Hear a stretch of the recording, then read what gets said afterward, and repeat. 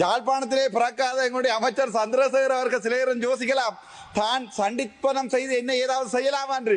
44,000 போராளிகளை உயிரோடுத்த என்னுடைய தேசிய தலைவர் வழியில் இருந்த என்ன அர்ஜுனா என்னமெண்டா சரியா, நான் என்னத்தை சொல்ல வந்தேங்கிறது புரிஞ்சு கொண்டு காதீங்க சரியா. நீங்க ஒன்று மறந்துடாங்க சரியா.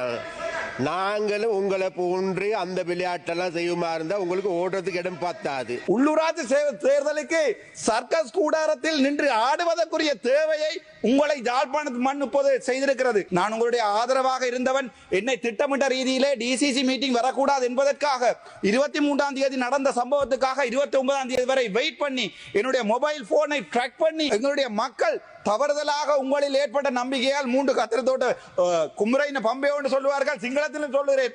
அவருக்கு தெளிவாக சொல்லுகிறேன், நான் யாழ்ப்பாணத்தில் பிறந்தவன், தேசிய தலைவன் பிரபாகரன் பிறந்த வல்வெட்டி துறையை பார்த்து வளர்ந்தவன் என்ற அடிப்படையிலே நாங்கள் சர்க்கஸ் கூடாரம் வைத்தாலும் அங்கே கழுதைகள் குதிரைகள் வந்து நின்றாலும் அவற்றுடன் சேர்ந்து படம் எடுப்பதற்கு தயாராகத்தான் இருக்கிறோம். ஆனால் அவ்வாறான கழுதைகளை எங்களுடைய தலைவராக ஏற்றுக்கொள்ள யாழ் மண்ணில் பிறந்த எந்த தமிழனும்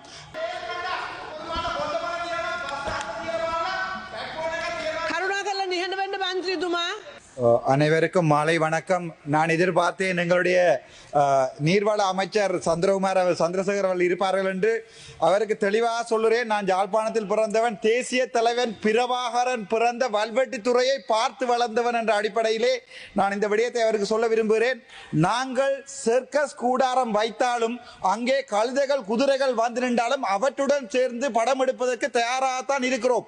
ஆனால் அவ்வாறான கழுதைகளை எங்களுடைய தலைவராக ஏற்றுக்கொள்ள யாழ் மண்ணில் பிறந்த எந்த தமிழனும், யாழ்ப்பாணத்திலே பிறக்காத எங்களுடைய அமைச்சர் சந்திரசேகர் அவர்கள் சிலையரும் யோசிக்கலாம், தான் சண்டிப்பனம் செய்து என்ன ஏதாவது செய்யலாம் என்று.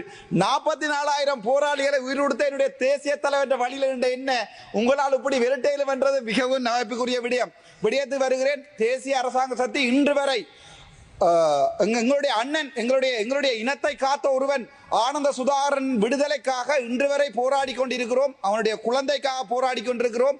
விடுதலை செய்யவில்லை. முள்ளிவாய்க்காலிலே கொத்து கொத்தாக படுகொலை செய்த இராணுவத்தை பாதுகாக்கின்ற நிலைமைக்கு தான் தேசிய அரசாங்கம் போகிறது. அதுக்குரிய எந்த பொறுப்பு கூறலும் இல்லை.